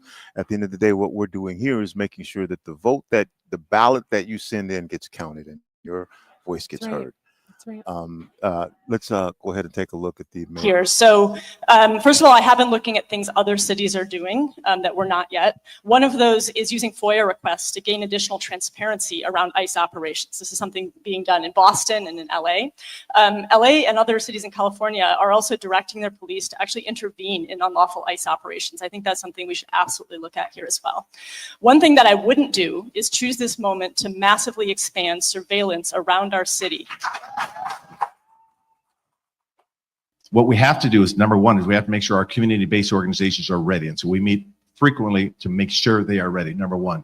Number two, we have the Keep Washington Working Act here that is a strong law to make sure we protect our immigrant and refugees. There's a lot of bad information about Real-Time Crime Center. First of all, it is in about 200 to 300 cities. It is a best practice. It is not surveillance. Make sure we can get first responders out there. This material, and if there's another question on it, is 95% of it is erased. And under Keep Washington Working Act, under RCW 10, it will never be given to ICE. Yeah, so I mean, I'll just point out that when federal agents went into DC, they did take control of that city's real-time crime center and had access to those cameras. And I'd just like to quote the Member of Color Caucus letter. This technology has recently been in the news for its failure to be meaningfully and consistently secured, leading to breaches that could result in sensitive data being shared with ICE and putting our immigrant and refugee communities at risk. Okay, well, there you have an opportunity to quickly see the differences between Council A position Rachel Savage and Alexis Mercedes Rink, who are running for City Council position 8, which is a city-wide council position, and then the mayoral election, which has been contentious between our current mayor, Bruce Harrell, and candidate Katie Wilson, and spotlighting some of the differences on the way that they feel about what we call surveillance, which is also something that we covered on our Community Police Commission Police Accountability series that we did. And again, thanks to the Urban League of Metropolitan Seattle for powering this entire opportunity, which includes the opportunity for us to be here at King County Elections. And thanks to Julie at King County Elections for accepting my request and allowing us to be here. Now, Courtney says, as far as she knows, this is the first time something like we've done have been doing this. Now, there have been other media here, but we've taken a tour and we've taken a look at everything. And Courtney thinks this is the first time in her experience that this has happened. You've been here, what, 20 years? 25. 25 years? Yeah. Has anybody done this in the same way that we're doing it for broadcast that you can think about or you can remember? I can't. No, I think you're the first. Okay, that's how we get down at Rainier Avenue Radio. This is what we do for our community. Yeah, I want to go over there and check out the scanners.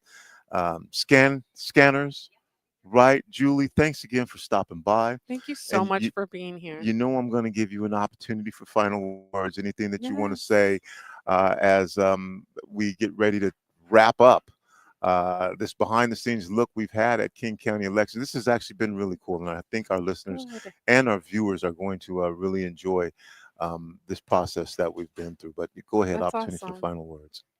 So grateful that you're here. So grateful that we were providing an opportunity for folks to be able to see their elections at work. We want people to know that it's a secure, accurate, and accessible process here at King County Elections, managed by trained professional election administrators, being observed by observers from all of the political parties and nonpartisan League of Women Voters. There's still time to vote and have your voice heard in this critically important local election year where it really shapes and impacts your day-to-day lives. Check out cool candidate forums like you all put on to get more familiar if that's what's pausing you from voting your ballot. Check out the voters pamphlet that we sent from the Secretary of State's office or from King County. It's blue. But don't be late. 8 p.m. is the final time in which to have your ballot turned into the drop boxes across King County. And if you're going to use the post office, you need to go in person and make sure that you physically see them, stamp it with a postmark for Election Day. But happy voting. You've got a few more hours to do it. Encourage everyone to have their voices heard and vote in this election, and wear your I voted sticker with pride, and encourage your friends, family, and communities to have their voices heard and turn out in this important election. And thanks for being here. At 8 o'clock, the doors kick open to the counting process. That's right. And we start getting information. Results. We do. Results We do. on the ballots that were cast, that folks voted on, and that's pretty incredible. So really quickly before we go to the scanner, none of the ballots are counted before then, right? All these ballots that we're taking a look at, they've been stored. None have been counted. So what is it that happens at 8 o'clock that allows us and other media to get information that says this person has this percentage of votes, this person has this percentage of votes, and by the end of the night, a lot of times we know who's won. Yeah, I mean, usually election night is the first of a big drop. It's definitely going to be a big drop. It's going to be 260, 290,000 ballots that are going to be posted in tonight's return, a little after 8 o'clock. And then we're going to see a big number again come Thursday of this week. And then we'll be probably pretty wrapped up as far as like the major big counting numbers by the Friday of election week. So we should have a real clear idea, I'd say, by the end of the week. So what's happening is you're going to go check it out. We're scanning the ballots, and then we're just holding a picture, if you will, of those ballots. And at 8 o'clock, we're going to push the button, and that's going to show those accumulated results actually associated to a candidate or to approved or rejected on your ballot measure. And you'll check it out. We take it from a secure room that's not connected to the internet in any sort of way on an official drive and bring that over to a computer that is hooked up to the internet so that we can post results to the King County.gov/elections website, as well as the Secretary of State's site as well. So, and the scanning that I'm about to go look at right now. Yeah. Again, what is that in this process? It's the last stop. It's the last step. It is the last stop. Okay. We're scanning in ballots. All right. Thanks, Julie. Thank you so much. We're going to go over there. Okay, Mr. Bellis, we'll get ready for that.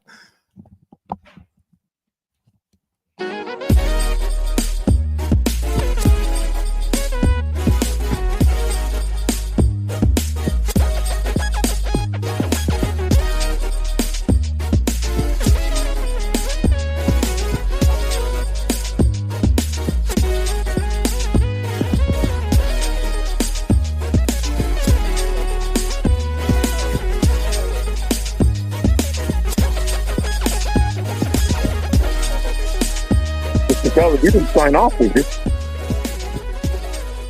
Oh, okay. All right. Here we are. Again, election day, and I'm back with Courtney. I have to have an escort. I've got this badge here, and if you have this badge, you have to have an escort. So Daniel, who was here at the station, he's got his badge, but he has to have an escort too, even if he's not doing anything. So now we're going to go over to the scan. We just finished talking with Julie about this process, and she says at 8 o'clock you push the button.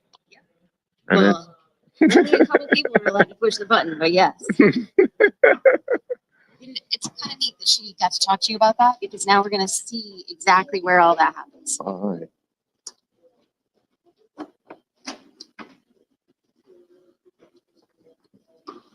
I'm going to say what's up to my man again. All right, here we go. You know what? I'm going to make one stop here because I too am human. I'm going to get some water. There you go. Oh. I could do that too.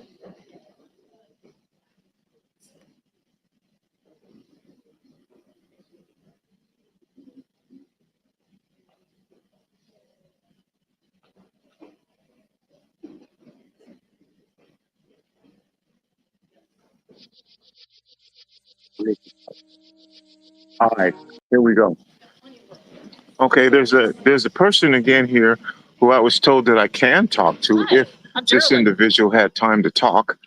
And so, Geraldine, what is your role here at King County Elections? Again, you're on Rainier Avenue Radio, and we are taking a behind-the-scenes look at what happens to the ballots from the time the person either mails them in or drops them off at the ballot box until the time it shows up and their vote has apparently been counted. Yes. We're taking a look at what that looks like.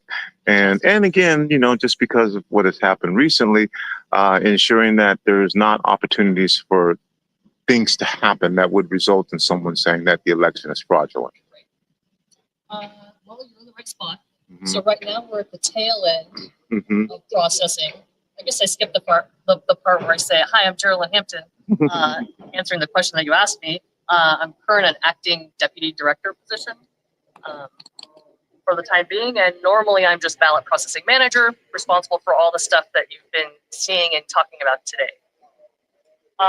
If we head around the corner, I'm not here to intercept your tour, Courtney. I'm going to let you take over the tour, but once ballots have been opened and inspected and we validated, is this an eligible voter? Did they already cast a ballot or not? And do we have a valid matching signature? Ballots go through that opening process you were just talking about.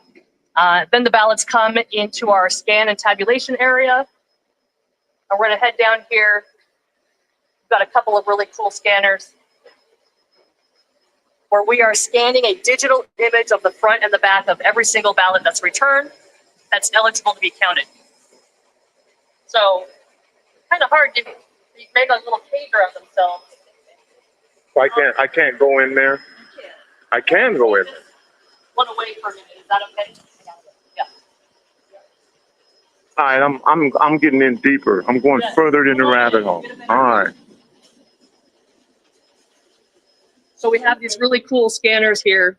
And so this team, they are confirming, after they scan a batch of ballots, they are confirming the count to ensure there was no double feed or ballot miss.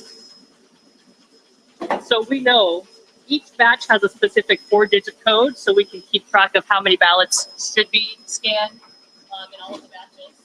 That's how we're able to reconcile down to 0 discrepancies at the end of every election. So ballots go on the front part of the scan machine.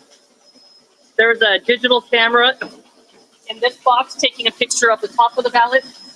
There's a camera here underneath taking a picture of the bottom of the ballot. So it's capturing the front and the back, a digital image for every single ballot. You can see on the screen you can see an image of the digital scan that's taking place. After each ballot is scanned, that information is going to our server. And then at 8 o'clock sharp on election night, so tonight at 8 o'clock, we're going to actually accumulate or tabulate all those votes. So this is not connected in any way to the internet? Not at all. Secure closed system. Some people call it air-gapped. Okay. In fact, all of our hardware is absent, does not contain any Wi-Fi, any modem, because this tabulation network is specifically built to be a tabulation system and not meant to ever be on the internet.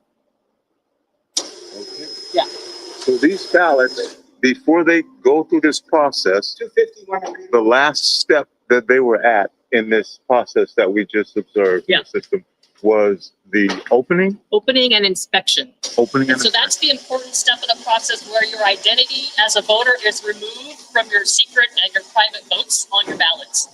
So us election workers will know when you voted, but we'll never know how anybody voted.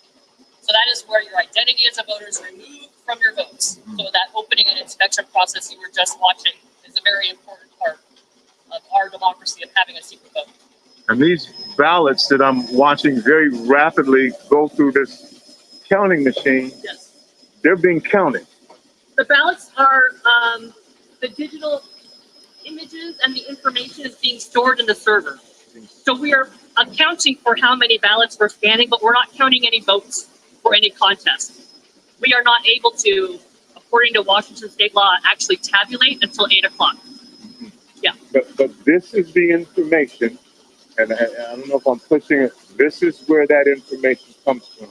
You are absolutely this correct. Machine right here that goes into wherever it goes to. Yes. That says this is a vote for this candidate. This is a vote for this candidate. Yep. This is another vote for this candidate. Yes. That happens right here. You are correct.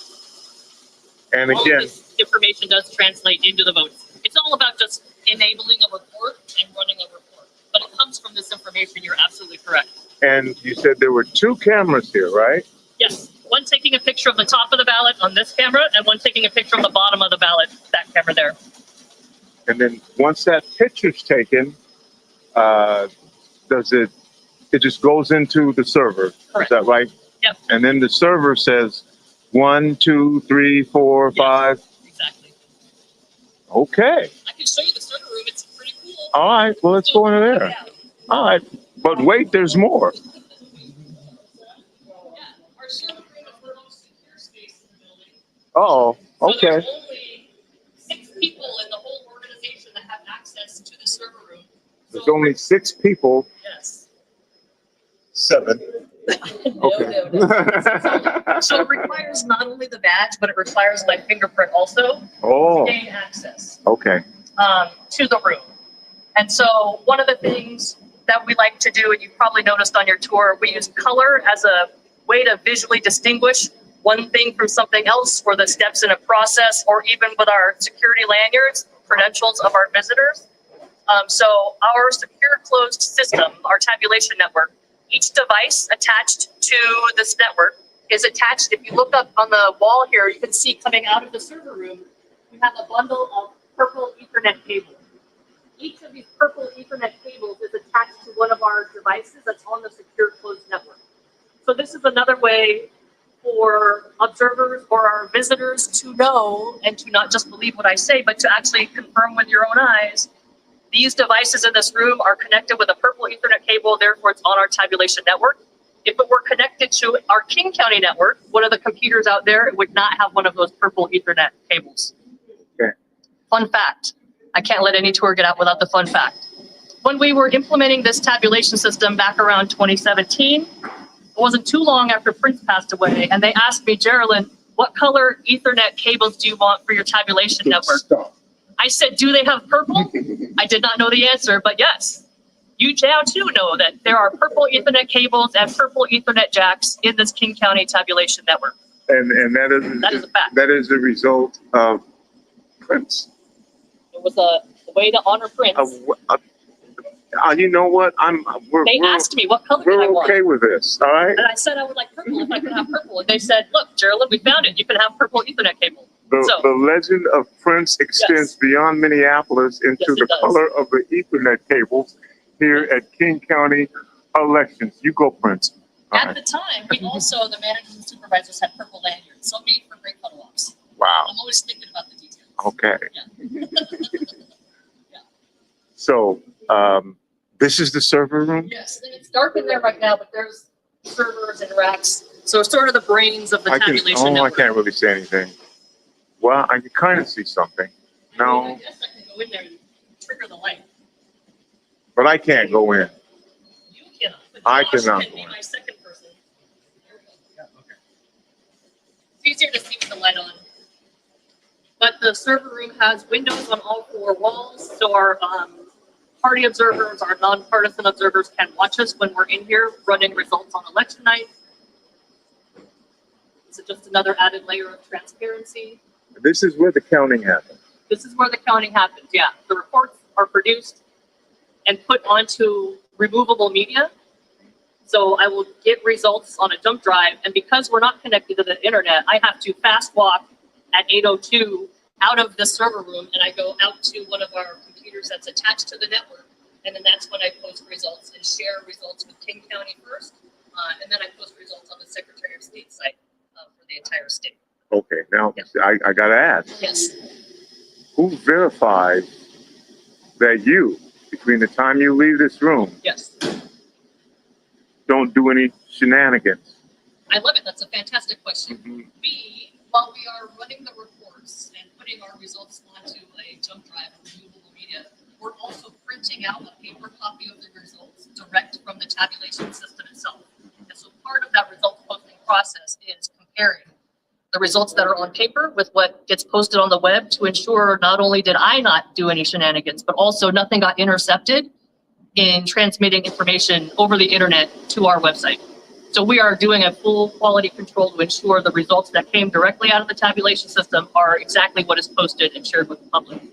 Now, my understanding in talking with Julie is that King County has one of the most secure processes when it comes to reducing the amount of fraud or shenanigans that may impact and affect the electoral process. Yeah, I would say we have multiple checks and balances along every step of the process, starting all the way back at voter registration list maintenance. We're doing monthly checks against the Social Security Death Index and the vital statistics information as people are passing away. We are comparing our Washington State information with other states that are part of the ERIC program, where we are comparing data, again, to make sure we identify people who might be registered in more than one state so we can get them canceled. As far as once the ballots are returned, we have a robust set of checks and balances. A great example is this room. So while we have 6 people that have access, it's always a 2-person control. So you notice my teammate Josh was right next to me when I opened that door. We're always doing work here in a team of 2, again, to confirm that we are making sure the work is getting done accurately and there's not an opportunity for people to do anything other than the process as it is designed. Well, thank you so much. If you wouldn't mind, if there's anything else that you'd like to say before we go back and sign off, and if you could tell us again your name and the title that you have here. My name is Geraldine Hampton, Deputy Director, King County Elections, and you're almost out of time. Go turn in your ballots. Tonight's the night. All right, thank you. For being here. Appreciate it. All right. Well, Courtney. You guys lucked out getting Geraldine to explain the end part of the process. That was fantastic. Well, Courtney, this has been quite the tour. Thank you so much. Thank you for being here. We're really happy that you were here. And again, you're listening to Rainier Avenue Radio. It's me, Tony B. We are at King County Elections. We'll be signing off very shortly. We're actually about 10 minutes overtime here, but I think it was well worth it to get that explanation. Geraldine? Geraldine. And find out the kind of the final process here that takes. She's the expert in that part of the process. All right. What are all these empty chairs over here that I'm looking at? Those are for temporary workers and larger elections. Okay. Walking past the secure ballot storage area. Okay. We won't look at that. You can look at it. And here we are.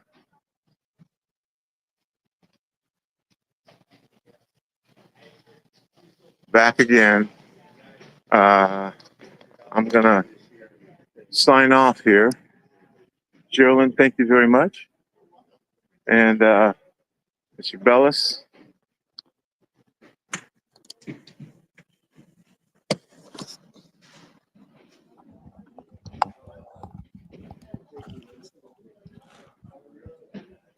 All right.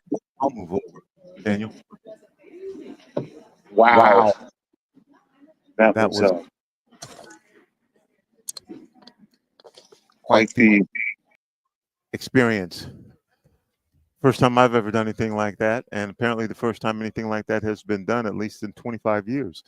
According to Julie Wise, Executive Director, we are glad that we had the opportunity to share this with you, to let you know about what happens with your vote once you do send your vote in, what happens with your ballot, so that you can know that your ballot will be counted. So when folks say your vote matters, your voice matters, every vote matters, every vote does matter, we'll be coming back to you again tonight at 7 o'clock with Juan Cotto. We'll be doing our election night coverage. So at 7 o'clock, Juan will be talking about the election, talking about the candidates. Again, we may do some more review of the panel discussions that we've had during this community election connection.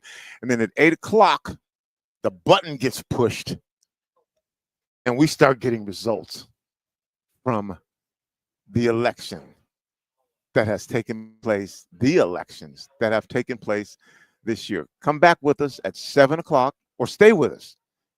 We're going to have different programming right now that you'll probably, do you know what's on right now, Daniel?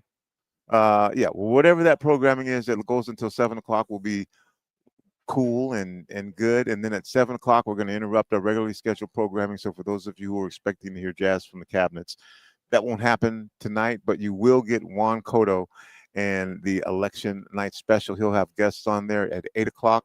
We'll start telling you what the voters are saying. Again, according to Julie Wise, maybe I think 260, 290,000 of those votes might come in tonight. The rest will probably be in and counted by Friday. There may be enough to do, which has happened before, that you can kind of figure out who won the election. So that also depends on which area those voters turned in their ballots early on as well. That will have a difference too. So tune in at 7 o'clock tonight, and we're going to be live, and we'll start this process of continuing to inform you during this electoral season about now not only who those candidates are, who that information is meant for, who you supported, but who's going to win.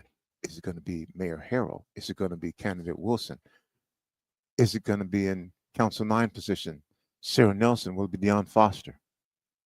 Council position 8 will it be Rachel Savage? Will it be Alexis Mercedes Rink? Will it be Eddie Lynn? Will it be Adonis Ducksworth for council position 2? And there's some other stuff on there, but this is exciting. This is exciting. Tune back in with us at 7. All right, Daniel. That's it. That's all the time that I have. It's me, Tony B. Remember, whether you believe you can or whether you believe you cannot, you are probably right.